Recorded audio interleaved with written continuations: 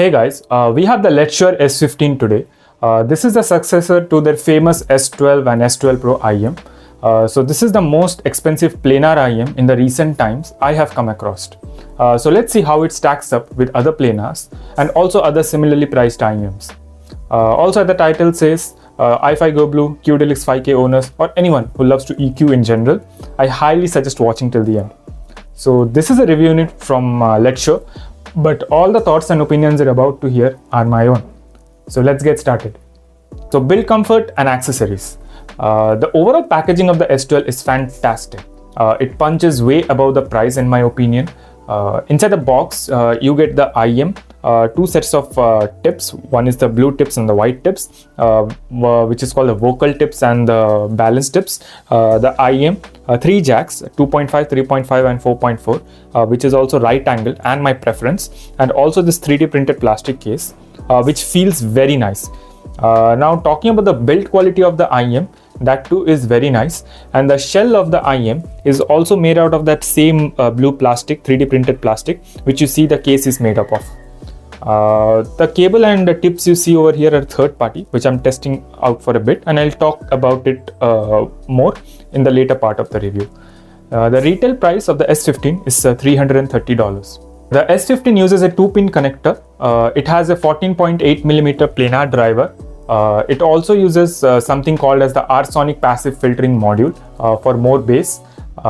These are really comfortable to wear and I can wear them for hours without any fatigue. Although the nozzle length of the S15 is a bit short compared to some other IM, so some people might have some fit issues. For me, the stock tips which are supplied were completely fine and I had no issues. So talking about the sound. The overall sound signature of the S15 seems to be a W shape with a tinge of a mid-bass boost and a treble, and the treble is a bit relaxed. The overall sonic range of the S15 is very coherent with each other, and I'll explain more about it as I proceed through the review. They are a very relaxing pair of IMs. The overall timbre is really good, and there is a slight tinge of planar timbre, but that too it is found at higher volumes, not at lower volumes. They pair very well with neutral source in my opinion, and for my review I'll be using the usual choice of source which I use. They do require a bit of power to sound their best, although they can be driven off anything, but I do suggest using a decent pair of dongle DAC for these. They do sound the best when playing at higher volumes. Sadly these aren't a low volume set, which I personally like. All my testing is done at moderately high volume than usual, and I used all the stock tips and accessories for my review. But I found the best tip to be the white bore pen-on tips over here. White bore pen-on blue tips, which worked really well for this. If possible, or if you have issues, I highly suggest checking out a set of white bore tips for this S15, as they work really well and open up the treble a bit. Now the bass here is a mid-bass focused rather than sub-bass focused. If you're someone who likes a nice well-rounded meaty mid-bass, then this is an IM for you. When listening to songs like Crack Crack Crackle by Classy or Waltz by Sunny, the mid-bass punch is really tastefully done and it sounds really nice and meaty. But the lack of the sub-bass punch does leave a lot to be desired. Although the overall sonic range is very coherent with each other, the lack of sub-bass with good mid-bass, at least for me, feels a bit off. Like I can almost enjoy the bass region of the song when I'm listening it through the S15, but that lack of sub-bass punch does leave me a bit longing for more. But if you listen to a lot of instrumental, this is as great as they sound, because it sounds really natural over here. For example, when listening to Asayak in 1985 live from Cassiopeia was a real treat. The natural tone and timbre for the instrument was really good. It felt almost like a DD, like for a planar this is really good. The overall mids of these IMs are really nicely done. The male vocals are very well done. Vocals like Chris Cornell and Bill Withers sounds very warm and lush, and they are very enjoyable. Now this is the surprising part, at least for me. I thought that the tuning, the way it is done, I would expect for the female vocals to be bad. But the female vocals here sounded really good and really natural. Now I generally like a good, almost shrilly harmony female vocals, which you see with generally most Chi-Fi IEMs or Harmon-tuned IEMs. But if that happens, what happens is the male vocals are a bit back, sitting a bit back, and you do not get that warmthness and the thickness of the male vocal. The S15 does a really fantastic job of sounding warm and giving a good male vocals, but also giving a good, very good female vocals. Now I would have loved the female vocals to have been a bit more shrilly, like I said, but that would have spoiled the overall relaxing vibe this IEM has going. The treble is fantastic over here. If you're someone who is sensitive to how most Chi-Fi IEMs are tuned or how most Harmon tuned IEMs, you will love this because the treble here is very well controlled, is really good, is really smooth, is really soft, and it just flows so well with the overall sonic range, with the bass and the mids. When listening to the 1985 live album by Cassiopeia, the treble isn't that matured over here, but it has enough details for me to enjoy the song. Now, if you are a treble head, this is not the IEM for you. Like straight up, do not buy this IEM if you are a treble head. It strikes a good balance between it giving me a good relaxing listen while also having the treble detail. The treble extension over here at the end could have been a bit better, but that's a nitpick over here. The overall technicalities is quite good, but it doesn't have the technicalities that you would expect a planar IEM to have. For me, it strikes a good balance between it sounding good and relaxing, while also not being a detailed monster, which I would expect. Soundstage and imaging. The overall soundstage is quite meh. It has this ball of soundstage around your head. I personally like a good wide and a deep spacious soundstage. But there are many who love this in-ear feeling of the IEM. So if you're someone like that, you will love this.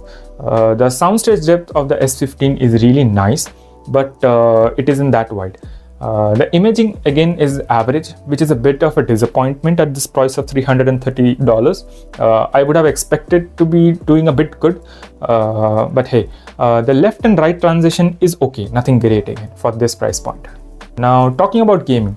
Here, they do an okay job, nothing great. Where it does shine here is if there is a lot of things happening during the game, it doesn't sound too fatiguing, and due to the nature of its tuning, it sounds very well controlled. Although that not so big soundstage and not so great imaging, especially at this price point, is meh. So the gaming experience, when you're considering the soundstage and gaming, it's a bit meh. But if you're doing casual gamings, maybe a session per 2 day or session per day, just for 10-20 minutes, then this is okay. There is no issues with that. Now, comparison and recommendation versus the 7Hz timeless AE. In Giz Audio's recent video about what is the one IEM I would like to own for my lifetime, I chose the 7Hz timeless AE as my option. Now, that still holds true. I love the big V which the 7Hz timeless AE has, and also the treble quality, while also it having a big soundstage.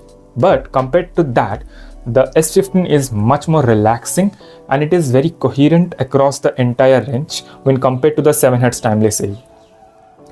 Versus the EA1000. The EA1000 is a Harmon tuned IEM done very well.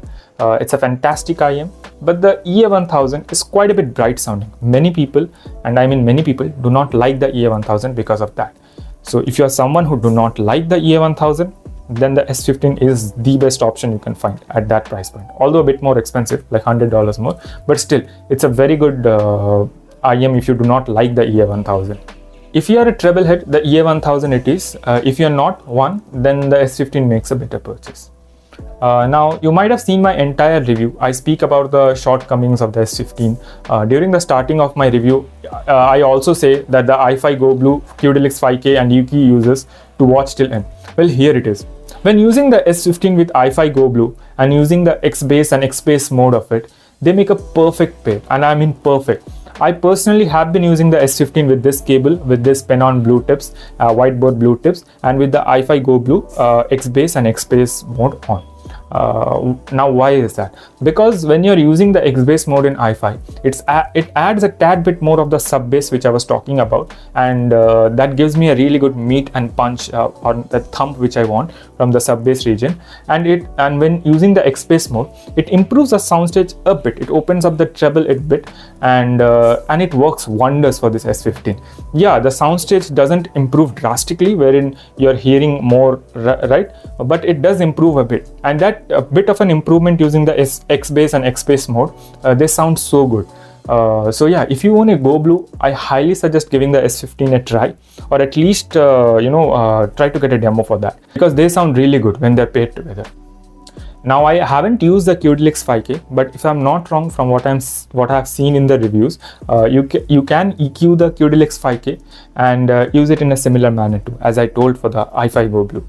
Also, if you do not have any of these devices, I highly suggest, if you're someone who EQs, to try add a bit of a sub bass and extend the treble region a bit, so that you get the S15 really shines over here.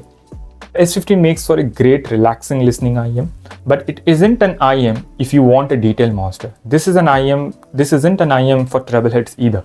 This is an IM for those who like a bit warmer sounding IMs, and also those who are tired of that, shrilly upper mids and the shouty treble sometimes the Chi-Fi IMs or the Harman tuned IMs have nowadays. So that is a great option for that. But for me, the biggest complaint for me is the price. Price could be the only barrier in my opinion and stopping people to buy this IM. If this was priced at $250, I could easily suggest this IM. But at $330, this is a bit of a stretch in my opinion. I really do hope that these go on sale soon, so that more people could give this a shot. So yeah, that was my review of the S15. If you liked it, please do like my video. Please do subscribe to my channel. 94% of the people watching this video aren't subscribed. So I would really appreciate if you could like and subscribe. That really helps me out a lot. And you stay updated on all the latest review I bring in. So yeah, that was my review. I hope you liked it. Have a great day ahead. Bye.